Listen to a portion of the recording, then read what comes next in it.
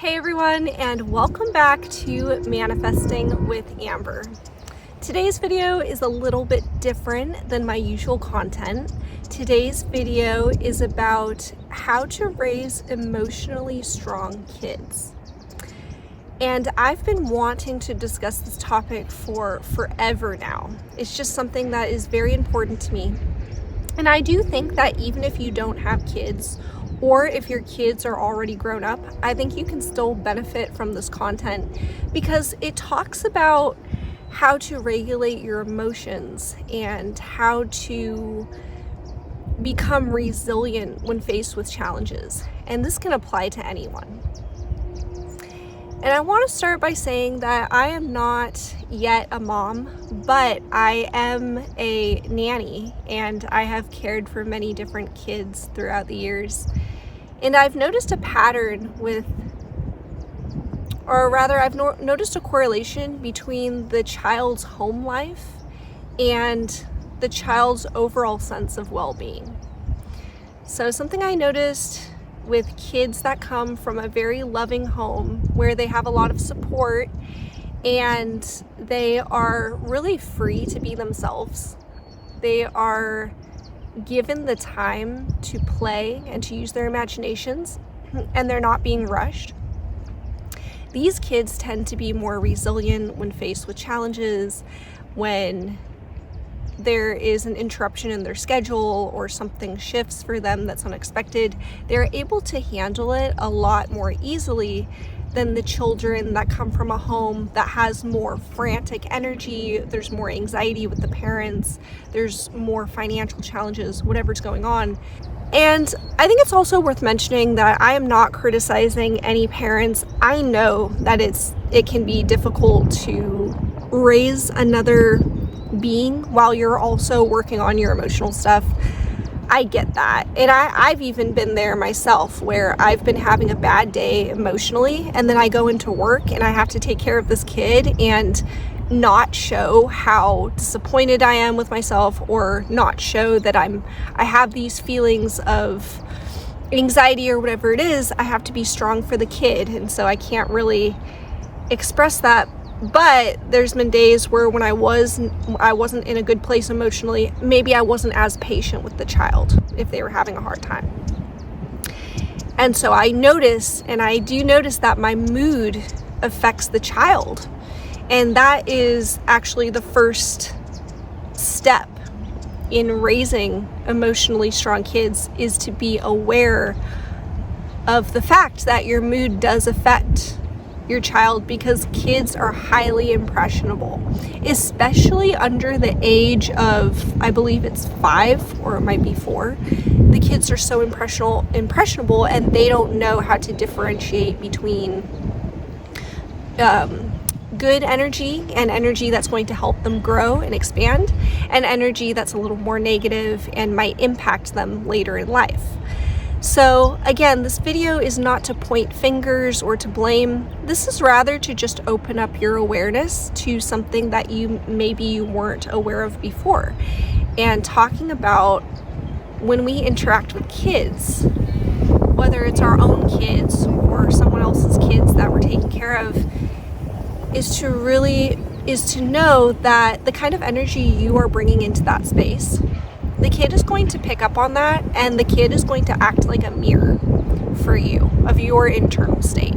So if you're wondering why the kid is acting out and maybe they're calling you names and they're really angry about something, check in with yourself and see, how are you doing? How are you feeling?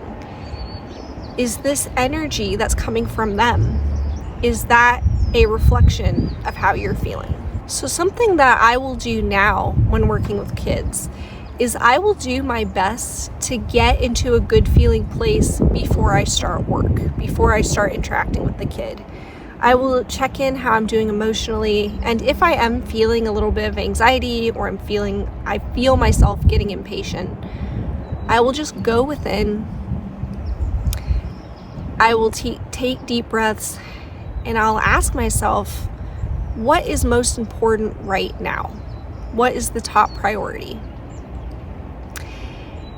And for me, if I'm with a child, then my priority is making them feel safe and making them feel loved. And then I think the other part of it is understanding that when kids are having a difficult moment, that's exactly what it is. They're not giving you a hard time, they're just having a hard time. I don't believe there's any child that's ever intentionally making things difficult for their parents or their caregiver or whoever it is. I really don't believe that. I think that, again, the kid is just mirroring what they're feeling from the caregiver or the parent. So knowing where the kid is coming from, that might help you to interact with them in a more positive way.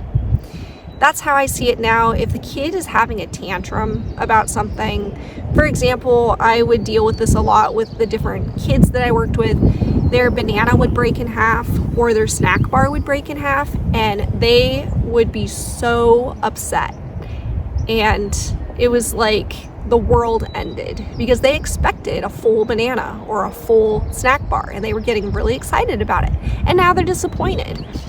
So before, when I was less aware, I would think, oh gosh, this kid is making such a big deal about this tiny thing. And I didn't know how to hold them in a place of patience and understanding where they're coming from. But now I look at it in a totally different way. Now I see, oh, this kid is just having a difficult moment, just like anybody else. And this is very important to them. It might not be important to you, but for them, this means everything. It's like when you get disappointed about something. You get disappointed because you didn't get the job you wanted, or maybe you wanted to date someone and they didn't reciprocate the feelings. That kind of disappointment, that's how it feels for the kids when their food is on the floor, their banana broke in half. So to kind of have compassion and think about it that way, that the kid feels disappointed, the kid feels the same feelings that we as adults feel. So seeking to understand where the child is coming from is really important. And the kids, especially when they're super young, maybe under the age of 3, they can't always articulate their thoughts and tell us exactly why they're feeling this way, why they're feeling, sometimes they don't know that it's disappointment or it's anger.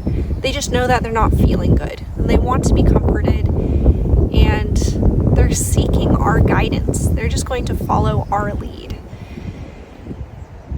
So now what I do, if the kid is having a tantrum, something happened, something didn't go their way, then I'll offer to hold them.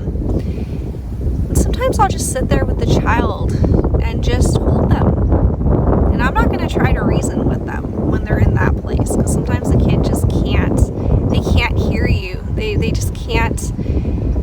They can't process anything when they're in that place. They just want to be held and they just want to be comforted. So I'll hold them sometimes after a little bit, after validating their feelings. I'll ask if they want to go do something fun. We'll go play with their favorite toy. And then when they're in that calm place, then we can talk about it. We can talk about reasoning with them as much as you can at that young age. And just talking about how would they have liked it to go. And then also just letting them know sometimes things come up and we talk about it, we work through it, and it's okay, and then we find a way around it. Maybe we glue the banana back together with peanut butter, or we talk about like, oh wow, now you have 2 halves instead of 1 banana, now you have 2, and maybe just make a game out of it and show them that it's okay. Sometimes things come up and this is how we can work through it so that it can have a more positive outcome. And of course, there are going to be times where it's something bigger than a banana. Maybe the kid was angry with you for not letting them stay at the park for a couple more minutes, and so they retaliated by maybe spilling milk all over the car or all over their car seat. So what do you do in that instance? How do you respond to something like this that might trigger you, or it might make you feel disrespected? again, it's really important to pause first before you say anything to the child. If they've done something like that, pause, go within, and ask yourself, what is my main priority right now? What is most important in this moment? And for me, I've got to this point now where I will just say, what's more important than the car, what's more important than the mess, is that this child's needs are addressed. What needs are not getting addressed? And even though it is important to teach kids boundaries, and we teach them about respecting other people's space, and we're not going to let them just make a mess anytime they feel like it, but handling it in a calm way, they are going to be watching for your reaction. And so what I do now is, if the kid, for example, if they spill milk all over the car because they were upset, then we will talk about it. We'll talk about, well, I see you're upset, and this is how we can handle it. This is another way that we can handle it so that everybody can feel better. And then talking about, if you're mad, you can stomp your feet. You can squeeze your favorite stuffy. And so giving them alternatives, I think that's way better than losing your cool and yelling at them, or making them feel like it's not okay for them to express themselves, because they are expressing themselves, even if it might be in a way that you feel like is really inconvenient, like the milk all over the car. They are expressing themselves. They're getting their emotions out. And I think it's really important to let the child know that their feelings matter. It matters that they feel disappointed that they couldn't stay at the park longer. We don't ever want to discount that. So I think validating that and asking, if you're not really sure why they did it, then you can ask, oh, were you feeling disappointed that you wanted to stay at the park longer? And maybe they did. And then you talk about it, you say, okay, so instead of spilling the milk all over the floor, here are some other things we can do to get to that place of your needs are getting met and my needs are getting met, and we're finding this common ground together. Again, I know that this isn't always easy in the moment when it's happening and you're feeling the emotions, and maybe you're feeling angry, maybe you're feeling that your kid was being disrespectful, whatever you're feeling. That's why I think that to set yourself and your child up for success, I think at the start of the day, if you can get into a calm place and you can center yourself, maybe do a meditation, maybe you write out some things that might be bothering you in your personal life, write about it, and take the time to do the inner work. Because I promise you, if you do the inner work every day, you will see a difference in your child's behavior. It does start from you. And I know that that might feel like some pressure. I know that might feel like this is a lot of responsibility. But the fact is in the long term, it's going to be so worth it, the way that you respond to your child, and holding them in that place of love and letting them know that their emotions and their preferences and things that are important to them, that's valid. And I think the only way you can get to that place of knowing that is to start your day off right by centering yourself, giving yourself love, validating your own feelings, taking care of yourself, holding that space for you, even if it's a couple minutes in the morning to do this. Then again, you are setting yourself and the child up for success. And then this child can grow up to be very confident with themselves. They can go feel like they are worthy to make their desires happen and to follow their dreams. And it does start with the kind of environment that they're growing up in. So just being aware of that, that's really what this message is about. Just being more aware of how your energy is affecting those around you. And knowing that you can turn it around at any time.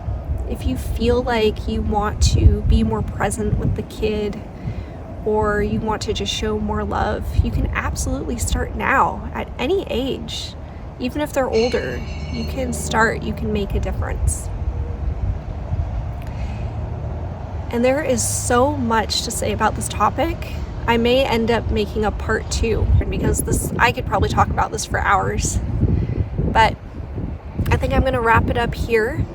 I hope that you found this useful. I hope that this was eye-opening and maybe you learned something new about parenting approach and how to interact with your kids in a more positive way. So thank you so much for watching. I really appreciate you all being here and listening to my message. And if you have any questions or comments or even advice on this topic, then I would love to hear about it. You can drop me a comment and I will get back to you.